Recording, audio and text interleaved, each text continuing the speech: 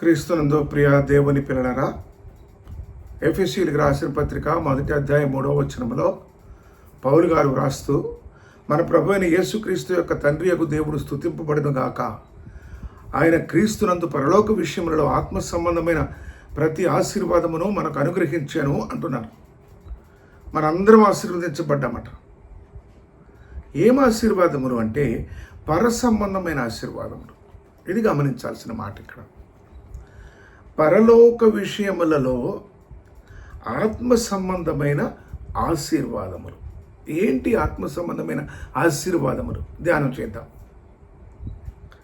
మొట్టమొదట యోహాను సువార్త 3వ అధ్యాయం 5వ వచనంలో మొదటి ఆశీర్వాదము ఏమని తెలియపరచబడిందంటే, యేసు ఇట్లనెను, ఒకడు నీటి మూలముగాను ఆత్మ మూలముగాను జన్మించితేనే గాని దేవుని రాజ్యములో ప్రవేశింపలేడని నీతో నిశ్చయముగా చెప్పుచున్నాను. ఆత్మ మూలముగా తిరిగి జన్మించుట మొదటి ఆశీర్వాదం. మనసా వాచ తీసుకున్న నిర్ణయాలను బట్టి, మార్చుకున్న అలవాట్లను బట్టి కాదు. ఆత్మ మూలముగా తిరిగి జన్మించుట మొదటి ఆశీర్వాదం. అలాగే రోమీలకు రాసిన పత్రికలో 2వ ఆశీర్వాదాన్ని పౌలు భక్తుడు జ్ఞాపకం చేస్తాడేమంటే, 8వ అధ్యాయము 6వ వచనంలో ఆత్మానుసారమైన మనస్సు జీవమును సమాధానమునయ్యున్నది. ఈ వచనంలో రాయబడిన మొదటి భాగం ఏమంటే ఆత్మానుసారమైన మనస్సు. దాన్ని అంటారు మనస్సు మారింది లేదా మారు మనస్సు. అర్థమైందా? ఒకటి తిరిగి జన్మించుట. తిరిగి జన్మించుట అనగానే జ్ఞాపకం చేసుకోవాలి ఏంటంటే, నేను మరణించి తిరిగి లేవబడ్డాను అని. పాపముల చేత, అపరాధముల చేత నేను చచ్చిన వాడని ఎరుగుట, అది తిరిగి జన్మించుట. అది ఎరిగితే తిరిగి జన్మించుట. రెండవది మనస్సు అనగా ఆత్మానుసారమైన మనస్సు. ఇది 2వ ఆశీర్వాదం. 3వ ఆశీర్వాదము గలతీయులకు రాసిన పత్రిక 5వ అధ్యాయం 18వ వచనం ఏమంటుందంటే, మీరు ఆత్మచేత నడిపింపబడిన ఎడల ధర్మశాస్త్రములోనైన వారు కారు. ఆత్మచేత నడిపింపు 3వ ఆశీర్వాదం. ఎప్పుడైతే ఆత్మ మూలముగా జన్మించామో, ఆత్మానుసారమైన మనస్సును ప్రభు అనుగ్రహించినాడో, ఇప్పుడు ఈ నూతన జీవము, ఈ నూతన జీవి, ఈ తిరిగి జీవించిన ఈ ఆత్మ, ఈ నడిపింపు ఎలా ఉంటుందంట? ఆత్మ చేత నడిపించబడుట. ఇది 3వ ఆశీర్వాదం. ఇకపోతే 4వ ఆశీర్వాదము గలతీయులకు రాసిన పత్రిక 5వ అధ్యాయము 22లో ఫలభరితమైన జీవితము. అదేమనగా ఆత్మఫలము.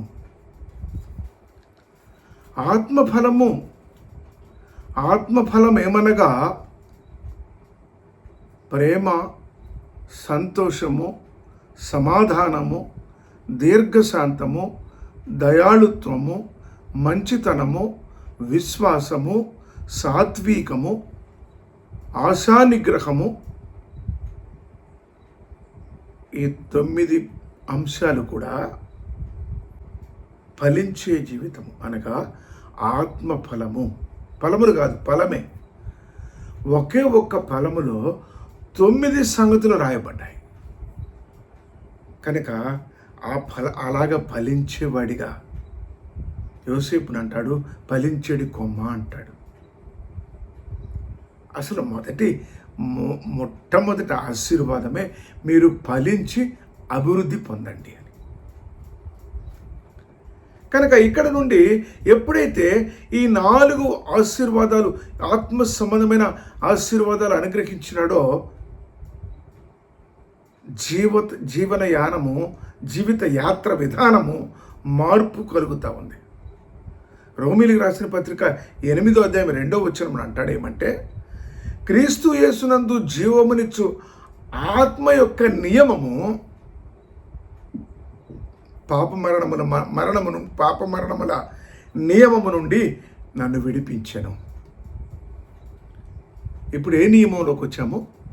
ఆత్మ నియమంలోకి వచ్చాము. ఆత్మ నియమంలోకి వచ్చాము. ఎప్పుడైతే ఆత్మ నియమంలోకి వచ్చామో అది నువ్వు ఇచ్చే సాక్ష్యమే కానీ, నువ్వు చెప్పే వాక్యమే కానీ, లేదా అనేకుల మధ్య నువ్వు చేసే ఆ ప్రభు సంబంధమైన విషయాలు నువ్వు మాట్లాడేది కానీ, వాటన్నిటిని బట్టి ఏమంటాడంటే,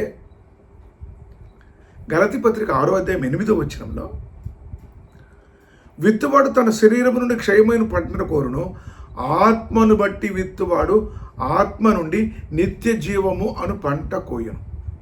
ఏమంటాడు? ఆత్మను బట్టి విత్తువాడు. ఆత్మను బట్టి విత్తువాడు. ఒక పరిచారకుడిగా ఉన్నావా? ఒక సాక్షిగా ఉన్నావా? ప్రభు పరిచర్యలో ఏ మూలంగానైనా ఏ విధంగానైనా మరి నీ వంతుగా నువ్వు పనిచేస్తున్నావా అంటే జ్ఞాపకం పెట్టుకో, అది ఆత్మ మూలమైనదై ఉండాలి, శరీర మూలమైనదై ఉండకూడదు. నీ ఘనత కోసమో నీ గుర్తింపు కోసమో వద్దు.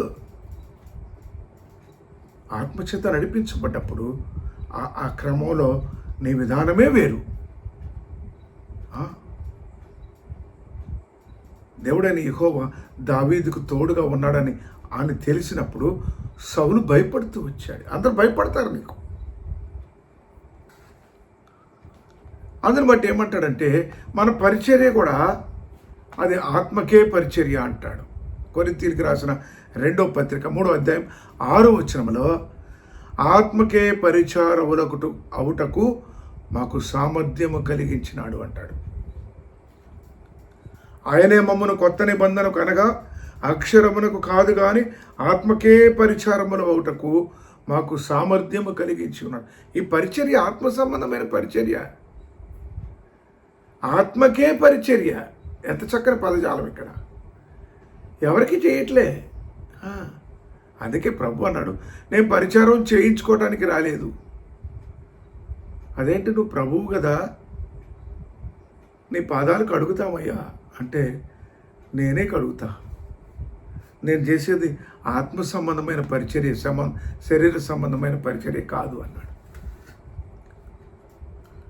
అందును బట్టి ప్రియ సహోదరి, స్నేహితుడా, నువ్వే సంఘంలో ఉన్నావో, ఏ సహవాసంలో ఉన్నావో ఒకసారి పరిశీలించుకో.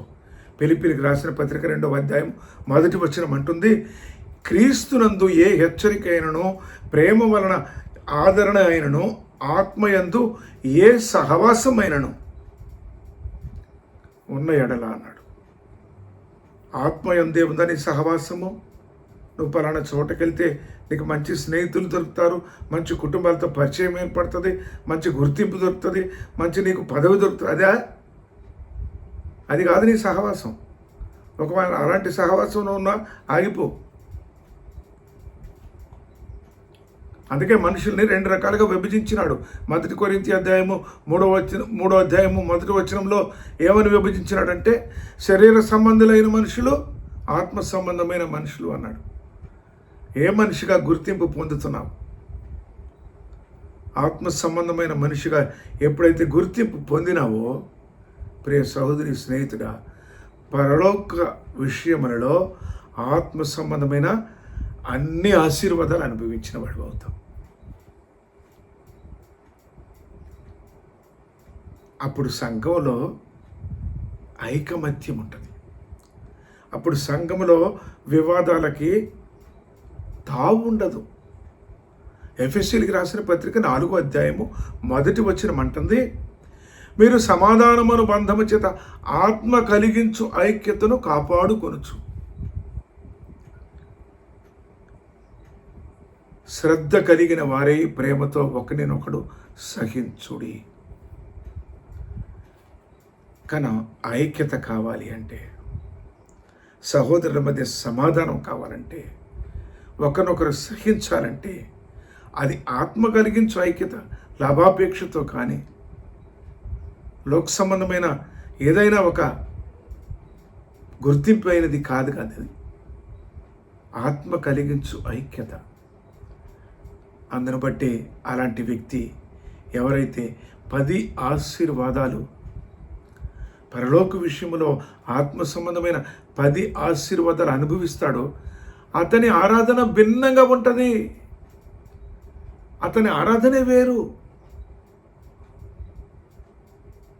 దేవుడు ఆత్మను ఆయన ఎరుగుతాడు, ఆత్మచేత బోధించబడతాడు, ఆత్మచేత ఐక్యపరచబడతాడు, ఆత్మ సంబంధమైన సహవాసములో ఉంటాడు, ఆత్మ ఫలమును ఫలిస్తాడు, ఆత్మను బట్టి వాక్యం విత్తువాడిగా పరిచర్య చేసేవాడిగా ఉంటాడు, ఆత్మానుసారమైన మనస్సు నడిపింపు కలిగి ఉంటాడు. ఆ వ్యక్తి ఆత్మ సంబంధమైన ఆరాధన నేర్చుకుంటాడు, ఆరాధిస్తాడు. అదే యోహాను సువార్త 4:24.